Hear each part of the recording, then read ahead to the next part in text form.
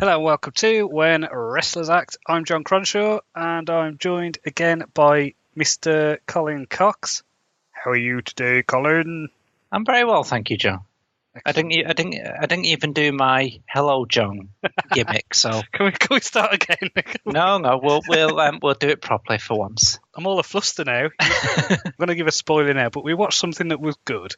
You're doing a sensible intro. I know It's going to be the most boring episode ever.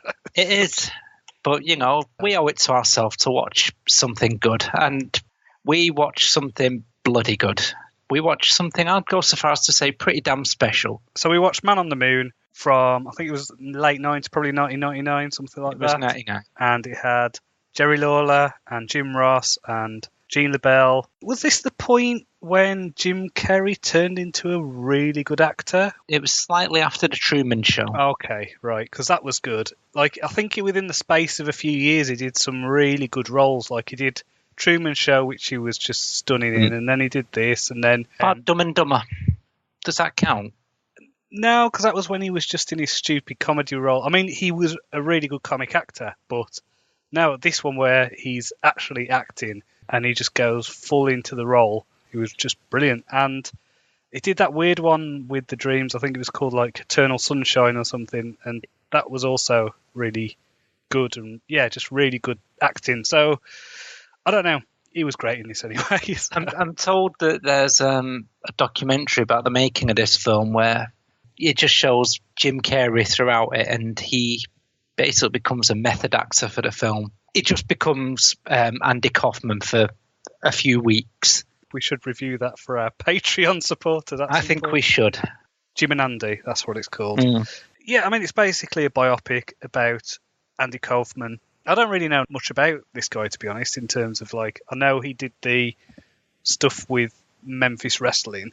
Yeah. You know, that's my reference to him is I know he did stuff with Jerry Lawler. Like, that's literally it. So, are you familiar with him? Or For my own sake, I've done a bit of research into him over the past couple of months, years, just off and on, just seeing what Andy Kaufman's all about when I hear people talking about his work in wrestling in the early 80s and late 70s.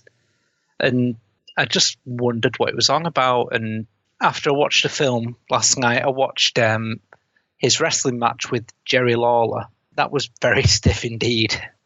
Andy Kaufman gets his broken neck from Jerry Lawler, but still nobody knows if that was legit or not. It was never ever revealed. I mean, the pile driver looked okay. The suplex looked a bit stiff, but that's what back suplexes are like. Other than that, it just looked like a standard wrestler versus small celebrity match. from what I can gather with this, it's like he just seems like a almost anti-comedian, if that makes sense. Like just real absurdist stuff and almost like the jokes on the audience, if you know what I mean. Yeah. It reminded me a bit of like the Deplankton stuff where it's like, if you enjoy it, then ha ha ha, the joke's on you. If you rally against it, then ha ha ha, the joke's on you. It's like... So is there any way that you can win? The only people who win are the people telling the jokes. So it's... From what I could see, I would very much describe him as a performance artist. Yeah, definitely. And I thought you kind of got the impression straight away of, you know, it opens up and it's got him playing this kind of really weird, awkward character in a suit. I was in stitches at this point. Oh, yeah. And it was like a visual gag of the credits rolling along with the record stop, and then the credits stop, and then he just kind of turns to the camera and goes, you know, hopefully we've got rid of the people who won't get this film. You know, all the way through this film, when I was watching it, my son was, you know, his bedroom, because we live in a bungalow, his bedroom was basically next to the sitting room, and he kept coming through and go, "What are you laughing at, Daddy? What are you laughing at?" It's like, well, yeah, it's just a funny film. It's it was funny up to a point, and then it became heartbreaking. So. It really did. I liked how it opened with the little young Andy Kaufman sort of putting on a performance for his wall. For the wall, yeah. And his dad walks in and is like, "Oh, you need to go out and play." He's like, "But I've got viewers." Like, and then he just gently drags his sister in to be his audience. And then it just cuts to Andy in sort of present day performing a kiddie song in front of a hardened comedy crowd in the mid-70s. There's like one or two people who find him funny, and basically gets the guy who runs a comedy club just saying, "You're not funny, you need to start telling real jokes." And so he does start telling real jokes, but really poorly delivered and really badly executed. Yes. And it's like he goes into this thing and then he suddenly goes, "I'm going to do an impression of Elvis Presley." And then he does a really good impression of Elvis Presley. And then everyone's in stitches. Yeah, everyone loves it because he's gone from that, the weird foreign character who's a bit awkward. He's convinced people he's like from Latvia or something. Yeah. The crowd seem to like the fact that he's almost duped them. This is where we get introduced to the Danny DeVito guy who's like a talent agent. Yeah, he was a real person, George Shapiro, who, interesting footnote, is in the film and appears alongside Danny DeVito at one point. I did not know that. He was the guy on Saturday Night Live who's saying, if you want Andy to still be on the show, then phone this number. If you don't want him, then phone this number. That's him. And wasn't Danny DeVito in Taxi as well? I think he was, but I'm not sure because I've never watched Taxi. But I think he may have been. I thought Danny DeVito was excellent in this film as well.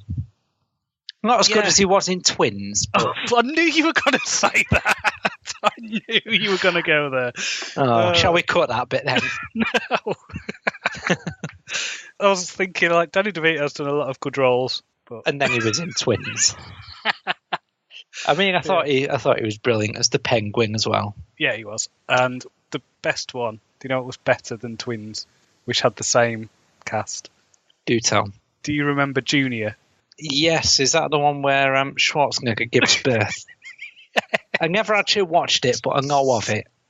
Oh, man, if you thought Repossessed was bad, my God. I'll have to find out if there's any wrestlers in that. I mean... Does Schwarzenegger count? He's in WWE Hall of Fame. He did do an angle, didn't he? He's been in a couple of matches. Maybe. Moving on, you got Danny DeVito arranging a meeting with Andy Kaufman, and they go for dinner. Andy's got this big bogey sticking out of his nose while they're eating. And then after a while, he just stops and takes it out of one nostril and puts it in the other one. And then he just shows that it's fake a few moments later. I just thought that was brilliant. Yeah. Says that everyone's going to be buying these when he's the biggest star in the world. Just wrote on my notes in big letters, just knows. We get the revelation that he's got a job on a sitcom and Andy Kaufman doesn't want to do a sitcom. So he kind of comes up with all these absurd, stipulations. If he gets on the show, then in his contract, he asks that, is it Tony Clifton? Tony Clifton. The lounge singer gets to appear 4 times. Yes. And he's got to have his own special. Like, there were just quite a lot of conditions, and they accept because they think he's a genius. And then there was him meditating, and he asks his guru, what is the secret of being funny? And he just says, it's silence. Okay. So he does this comedy routine where he spends most of it looking very awkward and then occasionally bursting into noise and then going back to awkwardness. And I thought that was brilliant. Was that the same when he was singing along to Mighty Mouse? Yes, it was. And he'd just do like the "Here he comes to save the day" line. That's right. And that was it. I thought that was brilliant. Yeah. We see Tony Clifton at work, and he is absolutely terrible and horrible at the same time. And he's picking on some poor guy in the crowd, and he ends up pouring his wine over him. And then it goes backstage, and it turns out that guy's a collaborator and is Andy Kaufman's best friend. And I forget his name, but let's just call Bob. That's it. Bob Zamuda. Zamuda. And then they let Mr. Shapiro in on it that Clifton is Andy Kaufman. But is he? Ooh. But is he? We'll come to that. Several times, I think. Yeah, I love the there's a double swerve, isn't there, really, with the Clifton character. I like it. So. Yeah, the Clifton characters get better and better, the swerves that they do. He does a thing on Saturday Night Live, but he's not liked. They just want him to be his taxi character. Yeah, and he doesn't want to do that. And so he did the one where he's at the university, he's getting heckled, and he just starts reading The Great Gatsby from start to finish. And he does read it from start to finish, and there's about 6 people left in the audience after they've all been, do whatever you called the character. Or is it Latka or something? Latka. Was it Latka? I think so. Sounds about right. Yeah. Do generic foreigner. I can't remember the line now he said, but he's like, someone said to him, like, how can you do that? And he's like, it's The Great Gatsby. It's one of the best works in. I think you gave them a treat, So, what's better? There's the bit where he goes to the brothel. Yes. And to relax. And he acts all a bit embarrassed and he's a bit weird, and then he goes, "Oh, I'll take you too." And the guy's like, "Oh, it's his first time here, And he's like, "What are you on about? Andy's here every week." It's like, so he's just pretending that it's his first time just to get a free brothel experience. And he hires the 2 prostitutes to basically accompany him when he shows up as Tony Clifton. Is it Tony Clifton? It's Tony Clifton. I keep thinking Dave Clifton, but that's Alan Partridge, isn't it? It's probably the same person. You know what? By the end of this, it probably is. So. They arrive on the set of because he's hired these 2 prostitutes to try and destroy Taxi. Yeah, he basically says, this is how you destroy a TV show. It's just chaos. It's like he's jumping on the cars and demanding crazy stuff, and he just basically has a complete freak out on the set. Apparently, I don't know how many views it had, but they said 40 million. I don't know if that was right or not, but I have to know. I'm Googling frantically as we speak. Cool. Yeah. I know. This is awkward. It is awkward. No. But either way, 114 episodes of Taxi, and people tell me it was great. Well, older people who like American things, and what do they know?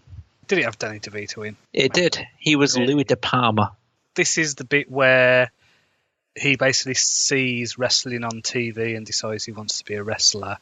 When we first get introduced to Tony Clifton, basically when he comes out to Shapiro about it, he tells him that it's his villain character. Everyone loves a villain kind of thing.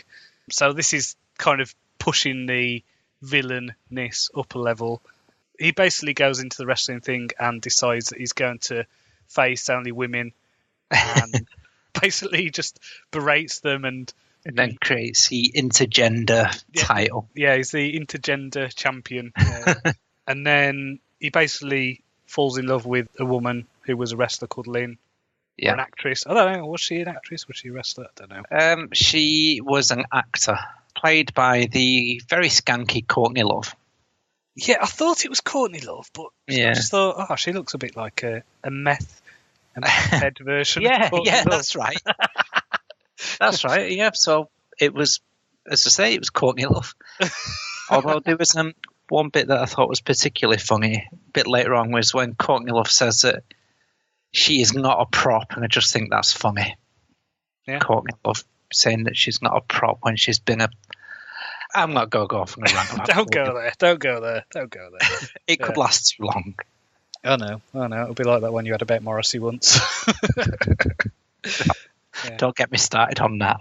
Do you feel vindicated now he's turned out to be a bit of a right-wing nut job? No, I feel disappointed. I mean, sometimes you want to be wrong. This is one of them. Yeah. This is basically, you get the feud with Jerry Lawler. Yeah. And basically he turns up at Memphis and brings out Lynn to wrestle, and Lawler goes, we're not going to have any of this. This is just your girlfriend. It's fake.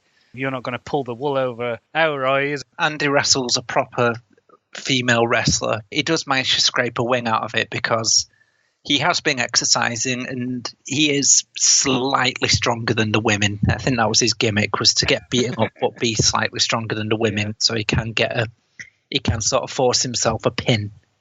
Yeah, and then this is when Lawler comes out and says, well, I'll give you a real match, and he pole drives him and throws him around, and it appears that he breaks his neck, or some kind of neck injury anyway. And then they're on Letterman together. Yeah, they're on Letterman, and Well, it's a bit weird. Like they kind of call a truce and then they ramp up the feud, and Lawler throws coffee on. Other way round. Kaufman throws. Oh, is it? Coffee on Lawler. Oh, Lawler slaps him, and they get into a bit of a schmoz. Much to the chagrin of Shapiro, and starts swearing off on live on Letterman. And then Letterman says, some of those words we can actually say, but you cannot throw coffee on my show. Which is a valid point. It is a valid point. It's a waste of good coffee. Well, I'm sure it's crap coffee. And it's also, there's a lot of electrical equipment around, and, I don't think a risk assessment would have been done. You know how I feel about coffee.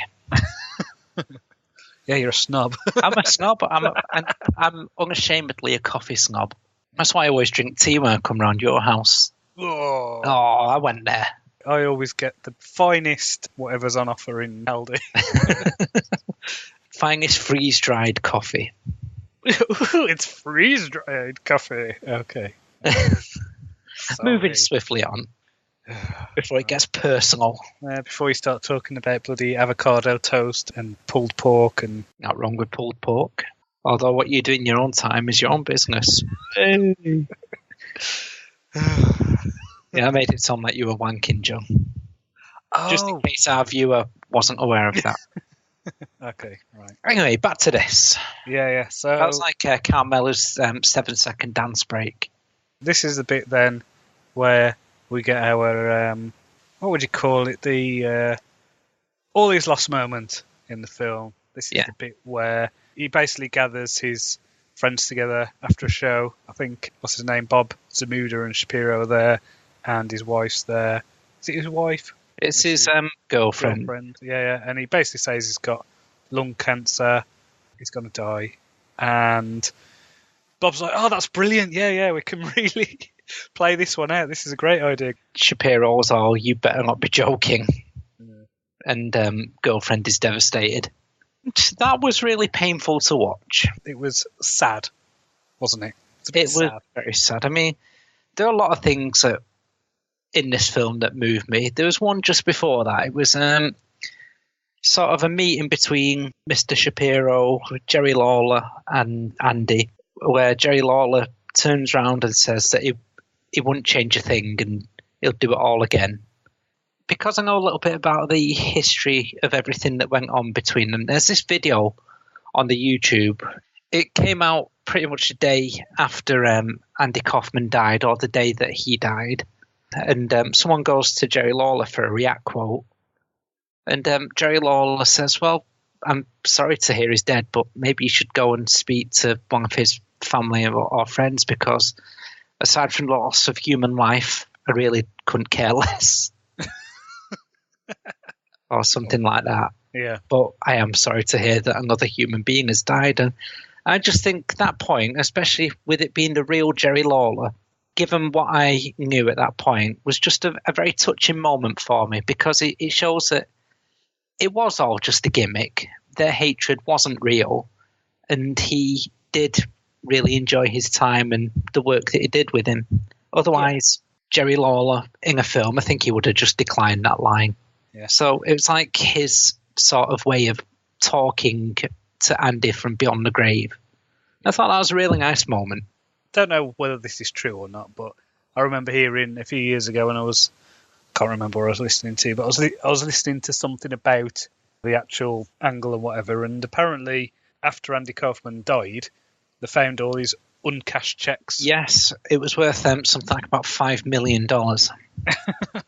Just uncashed. He just enjoyed his time in the wrestling. Yeah, Mark. It was never it was never about the money for him. Yeah, just happy to be there. Just happy to be there. Like, what's his name? Have you heard about the David Arquette stuff recently? Yes, when he got his throat cut. Yeah, like, what an idiot. What an absolute idiot. But that's any wrestler who appears in a death match. Right, this guy is an actor. I mean, granted, he's been in some shit, but he was also in one of the biggest horror franchises of all time. I won't call Reddit Rumble one of the biggest horror franchises of all time. Biggest horror shows, maybe. It was horrible. Yeah. No, but he was in Scream and those movies, and I don't know if he still is, but he was married to Courtney Cox, and it's like, mate, what are you doing? Like, honestly, like, he's upset that he won the WCW championship like 20 years ago, or whatever it was. It's like, what the hell are you doing? Who cares? The only people who really care are like the obsessed wrestling fans who take it far too seriously. And it's like, just, you don't have to go and get hit by light tubes and have your throat cut to prove some point to some pissed off fans. It's like, what's wrong with you? You do. No, you don't. he's clearly lost his mind. I wish the guy well. I hope he gets better. I hope he looks at himself in the mirror and goes, oh, I've got a massive fucking scar on my neck now. I've had to be stitched up. I nearly died because there's a lot of things like arteries and important veins on your neck that if you cut them wrong, you just die. It's like, because what was it? Nick Gage, wasn't it? I think that was the guy who did it. It's like, okay, that guy is a deathmatch wrestler. That's his gimmick. It's like, that's his job. He's not just some actor who's decided he wants to play wrestler. It's insane. But whatever, rant over. As I say, anyone who decides that they want to be in a wrestling deathmatch, they need to take a look at themselves and ask themselves what they're trying to prove. So it's just it's just grubby, man, isn't it? That's the thing. It's like light tubes as well. They're just full of so many carcinogens and just absolutely horrible stuff that's terrible for you. That's not including the glass. You know what I mean? It's like just dickheads. Yeah. Anyway, that's a good rant, and I feel that was well worth making. But shall we hasten back to the film? Where were we? Oh yeah. Where was we? Right. So Kaufman just announced he had cancer, and people reacted differently to it. Yeah. So he basically. It's got that scene then in the hospital when he's told his family and his sister don't believe him because of the broken neck thing, which sort of suggests that maybe it wasn't a real broken neck. Yeah, and they're going, oh yeah, did you see the doctor's shoes? They weren't doctor shoes. Yeah. I like that logic. But so this is basically the peak of the film in a way. This is where Andy Kaufman does his gig at Carnegie Hall. You know, that's been his dream really from the start, and he does. What is it? I don't know who it was, but it was basically some girl from a film that he really liked. That was a really old film, and then he called her out, and she was old. Yeah. And he got her to dance with some hobby horse, and then she pretended to die. And people thought she'd died, and then... Yeah, they even got a doctor out of the crowd to come and fix her, and then he does a sort of Indian rain dance because she was being a cowboy. To that song that I know because of Fallout New Vegas. Yeah, the Jingle Jangle, whatever it's called. That's the one, yeah. Spurs at Jingle Jangle Jingle. That's a great song. It is. It's got a good beat to it. It has. There was the milk and cookies thing. Yeah, well, there was that, but there was also the thing of like bringing out showgirls with flamingo dresses or whatever they're called, like big Santa coming over the audience. Santa. Yeah, and then they took the audience out for milk and cookies, which which apparently did really happen. Awesome. But I mean, one story arc that didn't really happen is that happened in 1980 when he died in 1984. Shit, I've just spoiled the end of the film there. Yeah. But that happened in 1980, and he, a few years before he actually died, but it did happen. He really did take everyone out for milk and cookies. I just thought, how lovely. I think that's basically so you've got a decent story structure for the peak of the second act, so that's fine. So the final bit then really is he's getting really ill. The next scene we see him, he's basically bald and dying and full of cancer, and he goes, I think it's to like the Philippines or somewhere like that, to go for like psychic surgery, which is just pseudo nonsense. And I think that's where he kind of realised, oh, I'm screwed. Yeah, because he has a good laugh because he sees that the surgery is just a massive hoax, and I think he sees the irony of Andy Kaufman being hoaxed and is deeply amused by it. Yeah. And then it goes to his funeral. Yeah, and it's basically the sing a song. I think, like, it's not Small World after all. It's something like that. It's like Friendly World or something. Friendly World, I think it was. Yeah. Yeah, and yeah, it's just a bit of a sad video where they're singing a nice song about how great the world is, and that guy's dead. So. And he's doing a sort of karaoke thing of it. It's Andy from Beyond the Grave and everything. I'm just going to say, remind me to do that. Remind me to put together some weird song to sing in a really awkward way, so when it is my funeral, people are going to be forced to sing it, but it's going to be a bit weird and a bit awkward. What about Laughing Gnome? Maybe, yeah. Something like that, where I'm just like... Oh, please, Mr. Gravedigger. Ha ha ha. He he he. I'm a laughing gnome. You can't catch me. Just in a really deadpan comedic delivery.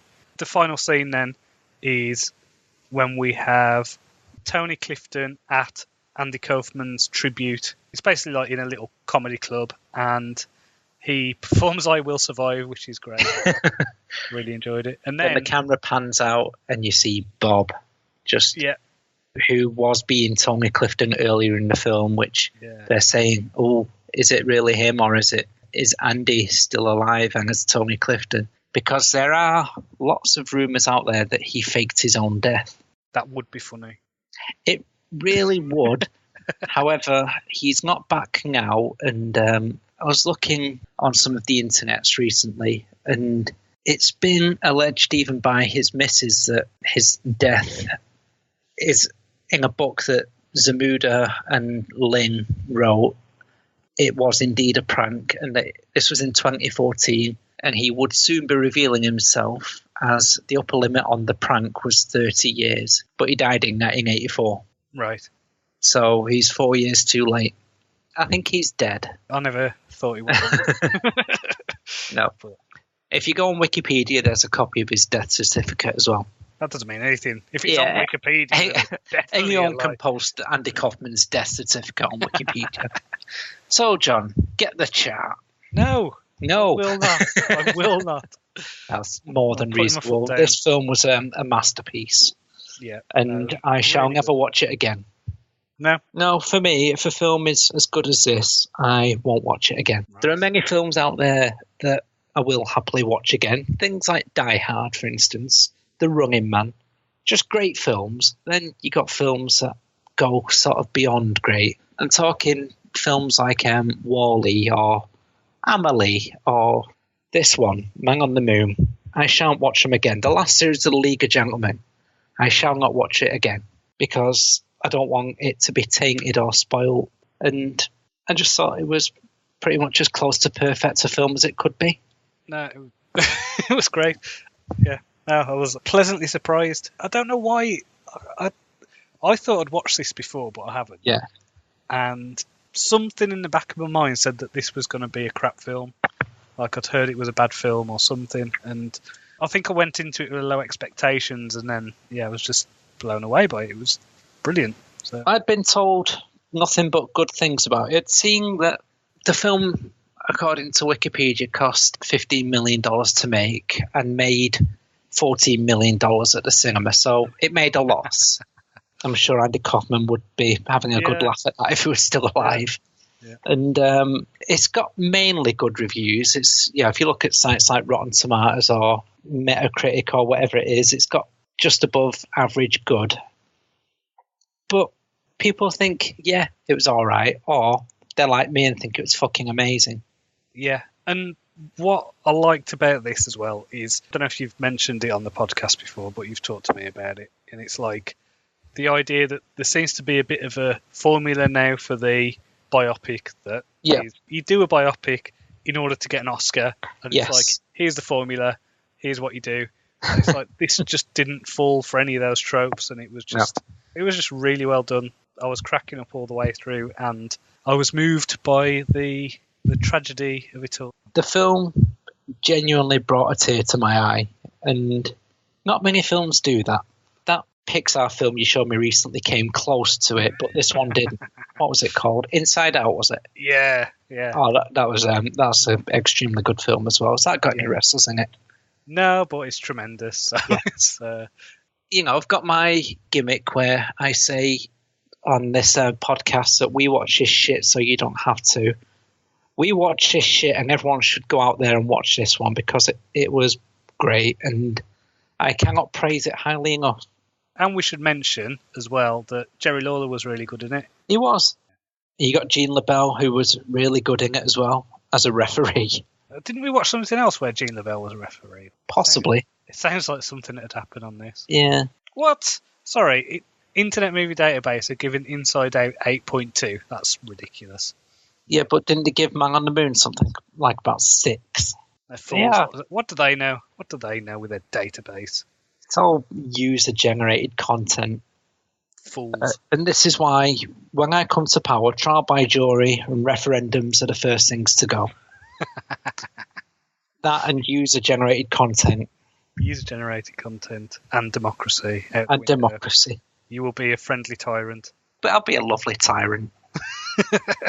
Just very pleasant. Yeah, it's just, no trial by jury, no referenda, and no user-generated content. Wow. You have destroyed Western civilization as we know it. Excellent. I shall now go out and vote Labour. I've got to. The MP in my area is an absolute shit. I'm not going to go off on a political rant, but he's one of those horrible MPs that you get. Oh, is this the crazy landlord guy? Is that him? Yeah, filibuster Phil Davis, I think it is. Yeah. I mean, I'll happily call him a cunt, but, I won't go off on some political rant. Yeah, it's not political, it's just personal. It's just personal. Guy's a cunt, what can you say? It's just his whole behaviour and everything. It means that I've got to vote Labour to get him unelected when the election comes. I don't want to do that either. Yeah, this is the trouble, isn't it? It's just like... It's a real quandary. Who do you vote for? Do you vote for the wankers over there or the wankers over there? If it was a choice between a wanker and a cunt, I'm voting for a wanker. It's like having a broken leg, then getting a broken toe while you got a broken leg doesn't seem so bad now, does it? Maybe you could just despoil your ballot in a very creative way. I did that last time. You weren't the person who drew a penis and that was thrown as a vote. No, but I wish I had.